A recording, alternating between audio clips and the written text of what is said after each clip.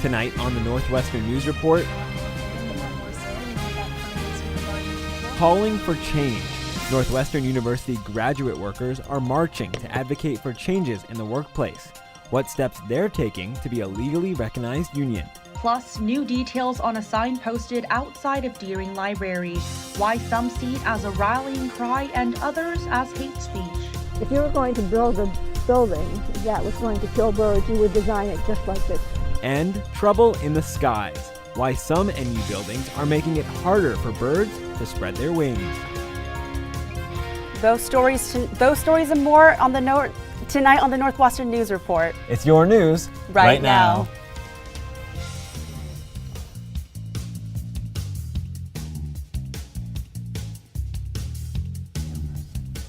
Start on camera 2 and then you go on camera 3, Jenny. Good evening and welcome to the Northwestern News Report. I'm Andrew Rowan. And I'm Jenny Hull. Let's get right into tonight's stories.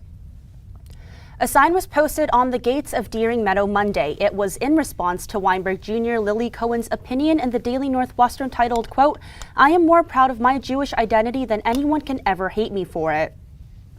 The sign had been removed by the time our reporters walked by around 10 a.m. Monday. It read, quote, "From the river to the sea, Palestine will be free." Behind the writing were over 40 copies of Cohen's op-ed. It is still unclear who made or took down the sign, but Cohen's op-ed mentions her article was spurred by previous cases of the slogan being painted across campus, including The Rock.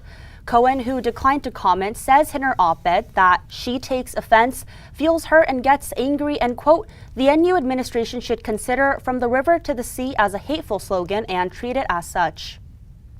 Members of NU's Jewish community, including Hillel Executive Director Michael Simon, have been condemning the sign, calling it bullying and saying the slogan used by the terrorist organization Hamas is anti-Semitic. Walking past that on your way to class and seeing that direct attack on a Jewish student who was sharing her pride of our religion is not something that a lot of us appreciated. NU Students for Justice in Palestine released a statement Monday night saying, quote, "We will continue voicing the phrase with clarity until Palestinians are free from oppression from the river to the sea." A student in contact with the creators of the sign tells NNN, quote, "The sign was done by pro-Palestinian students who support SJP, but this action was not organized by SJP." University spokesperson John Yates did not respond to NNN's request for comment. Northwestern's Office of Equity is getting a new name and a new leader. The office will now be called the Office of Civil Rights and Title IX Compliance. The university says the change will better reflect the office's responsibilities. A new search committee will also be looking for an associate vice president to lead that office. Northwestern University graduate workers marched last week to advocate for workers' rights. NNN's Ellie Skelly is live from The Rock to tell us more. Ellie? Oh, well, we're actually going to go straight into Ellie's story. Ellie Skelly has more on the story.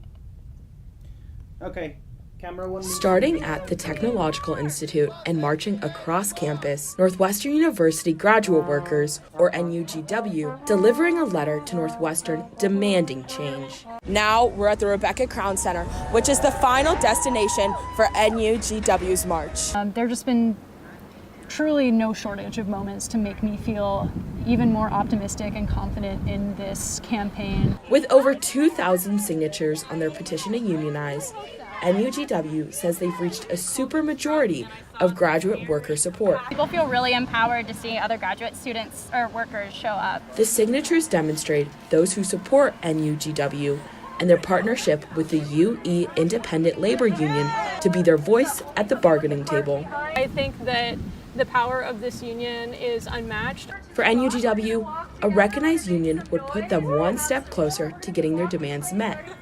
Those demands include competitive pay and comprehensive health care. Everything that we're given right now is if we just ask really nicely or beg. And 6 weeks after launching their More Pay, More Say campaign, on Thursday, marchers delivered a letter to the office of University Provost Kathleen Haggerty, asking their union to be recognized by Monday at 5 p.m.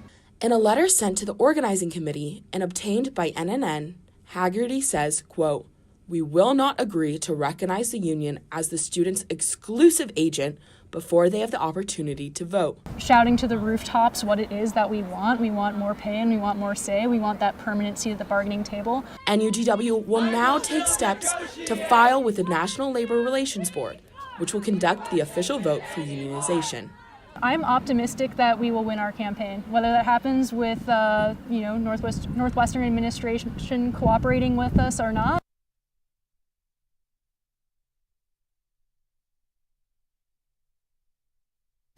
Thanks, Jenny. The city of Evanston is making strides on an initiative years in the making, recognizing the history of its African American community. NNN's Julia Richardson tells us more. When you're walking around Evanston, take a look down at the sidewalk. You just might see one of these markers, and if you do, you found an African American heritage site. One of the oldest church in Evanston, the first black resident, the first black alderman, the first black mayor, and an interesting business family venture. 8 of these sites are spread around the city, including some people's homes. It's nice to know that you're a part of history, that you are, being a part of Evanston, not just as a citizen, but also as a historical. But getting the markers into the ground took time. This was 25 years in the works. The original idea came about in the 90s, with a group wanting to recognize the historic African American community.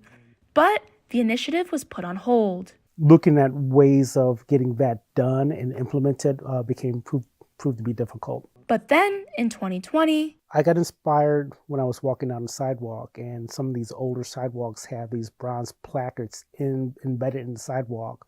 And I said, that would be a cool idea.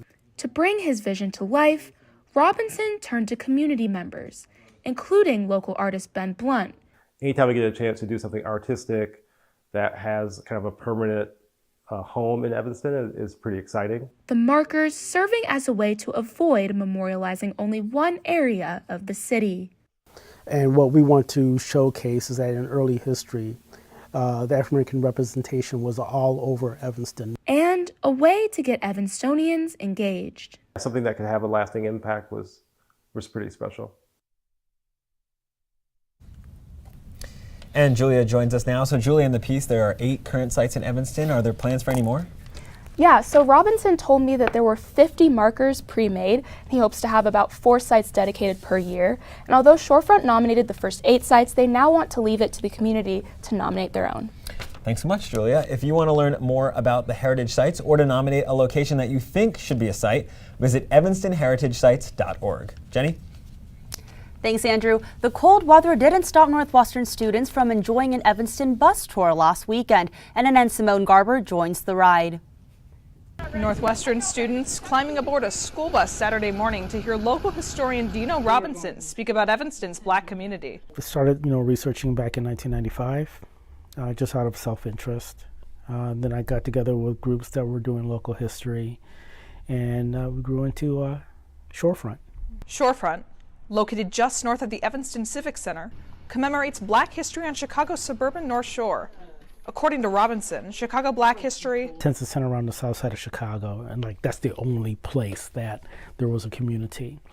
And what we're trying to do is, and what we have done successfully, is put the North Shore on the map when it comes to early Black history. During the tour, Robinson encouraged students to explore all of Evanston. Get to know your neighborhood, get to know where you're going around. Shepherd Hall faculty in residence Dr. Ava Thompson Greenwell helped organize this event as part of her Saturday brunch series. You're here for 4 years as a student. What can you do to give back?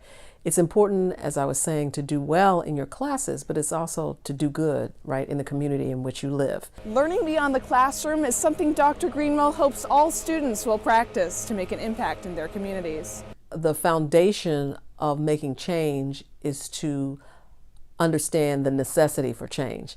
And until you understand that, whatever change you do won't be done from the heart. Simone Garber, Northwestern News Network. Thanks, Simone. Dr. Greenwell hosts many South area events. Her upcoming one, a discussion on mindfulness techniques at Shepherd Hall this Thursday. Coming up, it's showtime. Grab your popcorn and soda. Evanston's AMC 12 is officially open for business.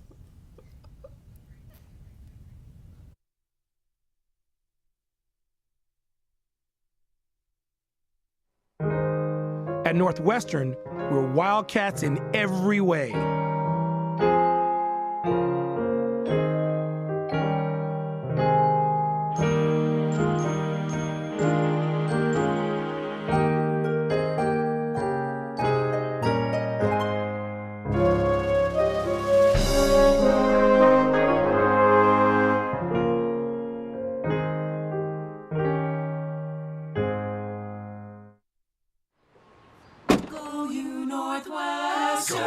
and break right through that.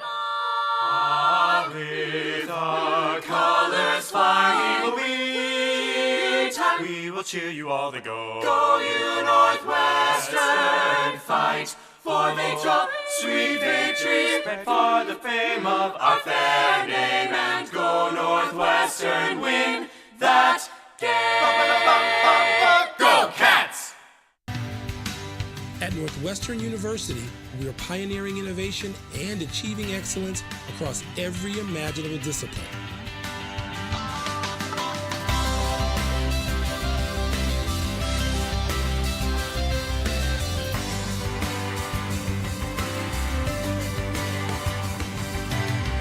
At Northwestern University, the possibilities are endless.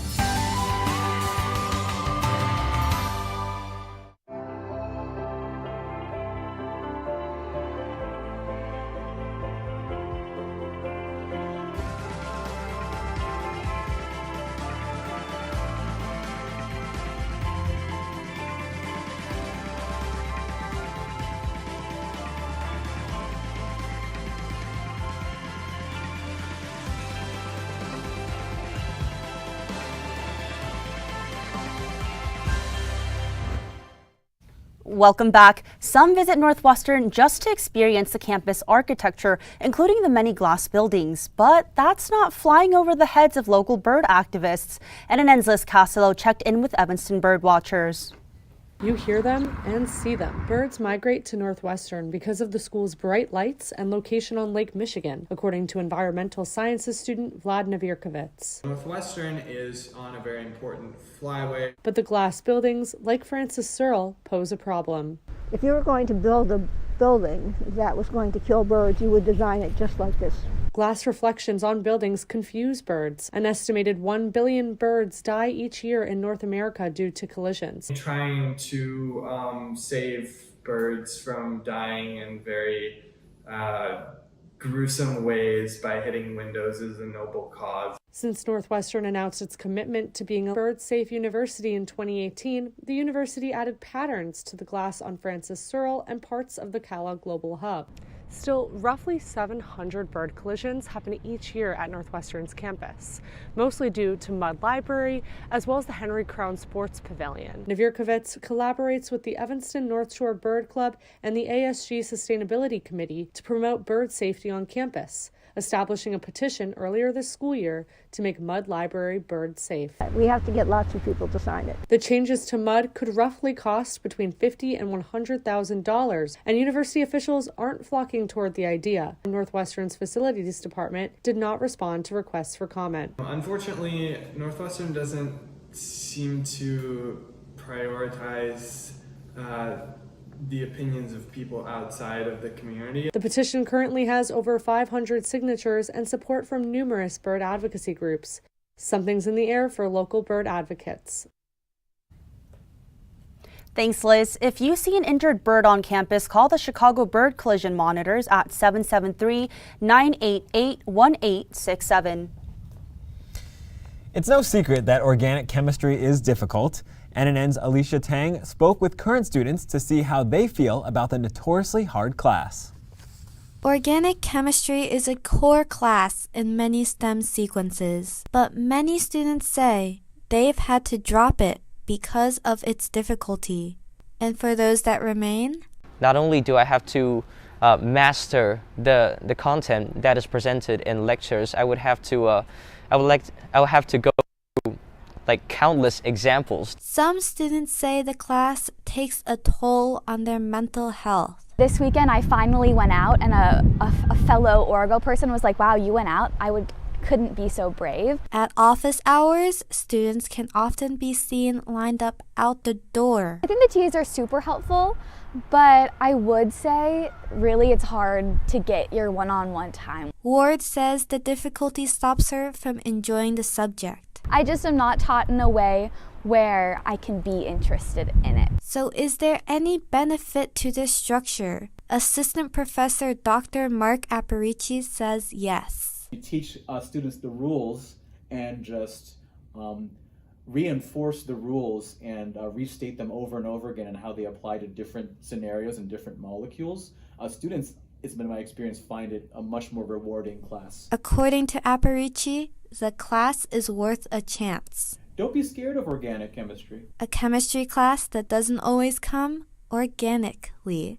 Alicia Tang, Northwestern News Network. Thanks, Alicia. And best of luck to those Orgo students who are about to brave those exams. The smell of fresh popped popcorn is once again buttering up the air in downtown Evanston. Last Wednesday, a new AMC opened, replacing the former Century 12 Evanston, which closed during the pandemic. AMC Evanston 12 features a dozen screens and an expansive lobby. And new students among the first to visit the new theater to see Black Panther: Wakanda Forever as part of South Area residential programming. But the work is still not done. A Sky Zone trampoline park is being built in the complex as well. Northwestern Hillel welcomed Beanie Feldstein as its fall speaker. The actress from Funny Girl, Booksmart, and Lady Bird talked about her identity as a Jewish queer woman.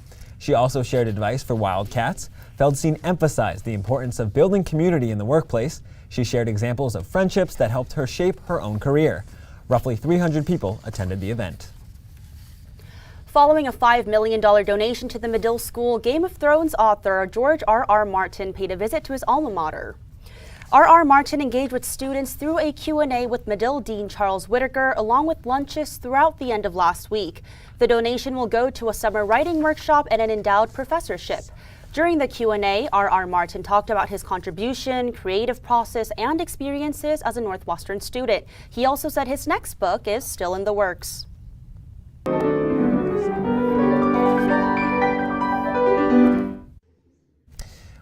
Playing the keys and strings, NU pianists and violinists performed for a charity concert at Beanon on Sunday.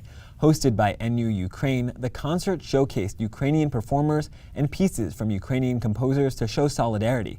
The event began with a moment of silence to honor the lives lost and impacted by the war. According to NU Ukraine's Instagram, the concert raised over $500 for Nova Ukraine, a humanitarian aid organization. And coming up, Kicking It in Qatar, we'll introduce you to a recent graduate who's making his goal of covering professional sports a reality.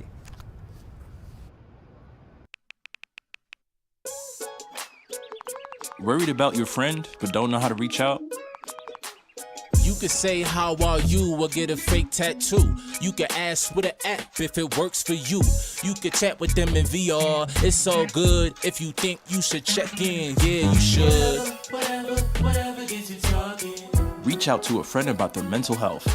Whatever gets you talking. Learn how you can help at seizetheawkward.org.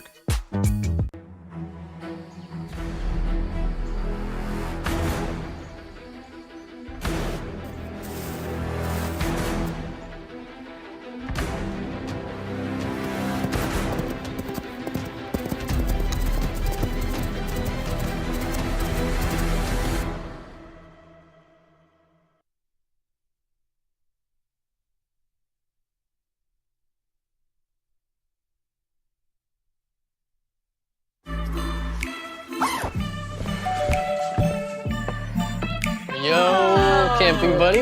Okay, you guys ready? Dude, I thought you were driving. I thought you were driving. Oh, I never said I was driving. I definitely can't drive.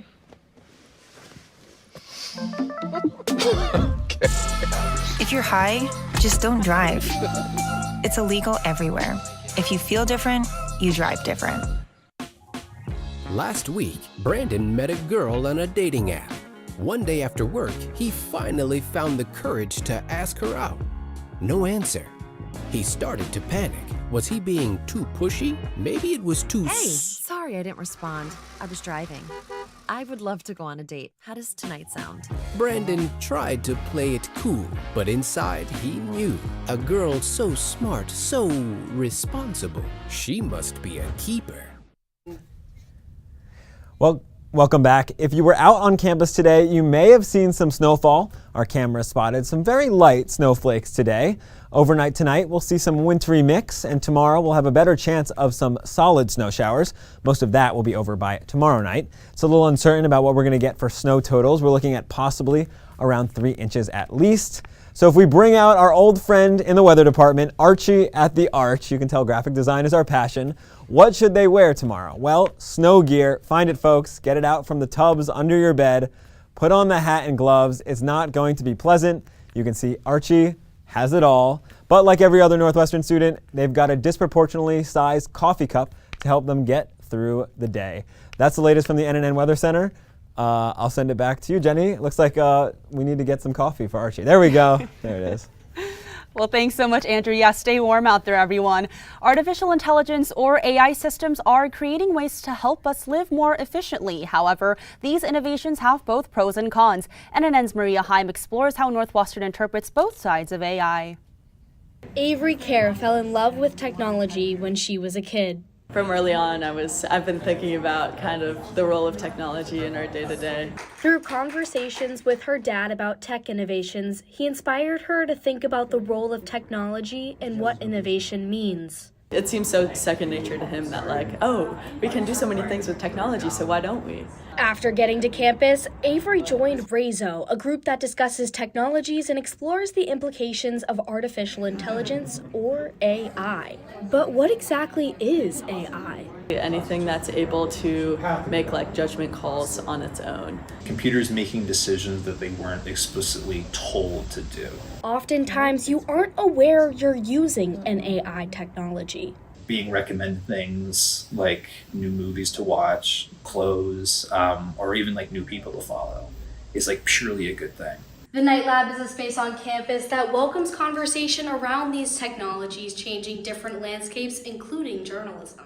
I have to work a lot of the time on articles, which I don't feel very passionate about. Thinking about AI sort of puts a voice to that. Algorithms can have bias, which presents both pros and cons.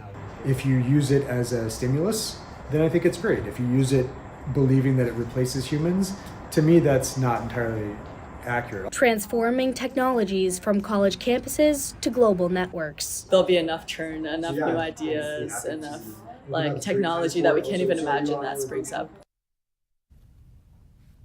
Thanks, Maria. To learn more about Northwestern's AI community, check out RAISO's Instagram at RAISOgram. Soccer fans, get excited because the World Cup is just 5 days away. The World Cup this year is being held in Qatar, where Northwestern has a campus. This morning, professors from NUQ and Medill held a panel discussing issues surrounding this year's tournament. NNN's Logan Schijano is here to tell us about one Northwestern student who is kicking his way right into the center of the action. Take a look. Northwestern's had it all this weekend. Matthew Plotchik is used to broadcasting Northwestern sports games in Evanston. But this fall, the Medill sophomore is part of Fox Sports' production team at the 2022 World Cup in Qatar. Whatever they need help with, essentially, I'm on call for them from when I step into the building to when I step out. Although he's over 7,000 miles away from family and friends and withdrew from classes midway through the quarter, Plotchik says he has no regrets. I'm getting to do what I love, so I couldn't really ask for any more. While games kick off in less than 10 days, the media has been busy juggling a whole host of issues surrounding the 2022 World Cup. Global social media responses to Qatar's host nation status, the issue of sports and gender, the economics of sports broadcasting and media piracy in the Middle East. Addressing these questions was the focus of a discussion held on NU's Evanston campus Tuesday morning, educating attendees on journalists' limited rights in Qatar. Virtually anything you can imagine, from libel to privacy to copyright, is a criminal offense. Ever since Qatar received the controversial bid to host the tournament back in 2010, political and humanitarian issues, from poor working conditions to treatment of LGBTQ fans, have been well documented by Western media. FIFA leaders recently sent a letter to nations urging them to, quote, please focus on football. But NU professor Claudia Kosman says, football and politics have always been related. Even while living out his dream, it's something Plotchik can't ignore. The Qatari government wants to try and push it to the side and get people to focus on soccer. And I don't think it is right in any stretch of the imagination to try and do that. Though Plotchik will be extremely busy working, he says it's his goal to get to at least one game featuring the United States and hopefully see one of his idols, Lionel Messi, play in his final World Cup. Logan, thank you. Next up, Busting a Move, how Northwestern dance organizations came together for 2 epic nights of dancing to the beat. At Northwestern, we're wildcats in every way.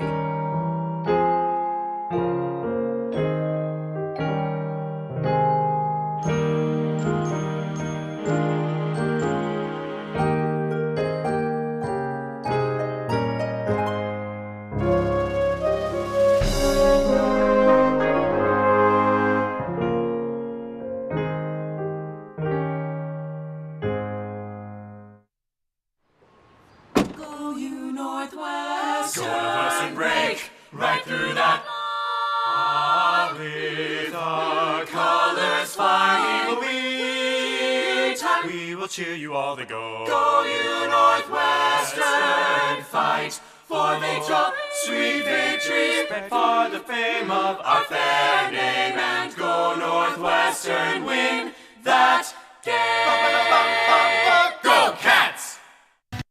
We hope you didn't dance away from our show. That's because Northwestern dance and performance groups Refresh, Fusion, and Boom Shaka ignited the stage in Kahn Auditorium this past weekend. NNN's Alexia Cadota Browner takes us to the stage. Dancing, drumming, and giving it their all, performers returned to the stage for the annual Refusion Shaka, or RFS show, this past weekend. It combined performances from Refresh Dance Crew, a hip-hop team that auditions by piece, the hip-hop group Fusion Dance Company, and Boom Shaka, a joint dance and drumming group. It's an opportunity for other students and people's friends to see them dance, often for the first time since they've met. Students choreograph the dances, and the teams practice all fall quarter. We started prepping for a Fusion Shaka before the school year even started. A key part of dance? Facial expressions. And while they performed last year, this Refusion Shaka was their first without masks since the pandemic began. Dancing, so much of it is the facial expressions and the stage presence. I found it really hard last year to just do everything with the eyes. But it's not just the dancers themselves that make the show. Effects like the stage lighting bring out the best in the performers. Very technical. We're working down to the 1/30th of a second to get those flashes on beat and stuff like that. The show ran 3 times, with their final Saturday 10 p.m. show selling out. Our last show of the weekend is always the best one because all the alumni come and the alumni know how important the audience is, so they stand up and they scream. Seeing everyone having a good time and being so excited for all these dancers definitely makes everything so worth it. Alexia Cadota Browner, Northwestern News Network. And if you missed this show, you can follow the groups on Instagram for updates about future performances. There's their Instagram right there. And Jenny, it is your last show. You've been with us here at NNN since your first couple weeks on campus. What's kept you here all these weeks? The people. It's going to sound cliche, but the people, the experience, everything about NNN has been absolutely amazing. And I'm going to miss you all so much. Why don't you take us out? Well, that's all the time we have for tonight. I'm Jenny Ha. And I'm Andrew Rowan. Be sure to stay tuned for Politicat, which is coming up next. Have a good night.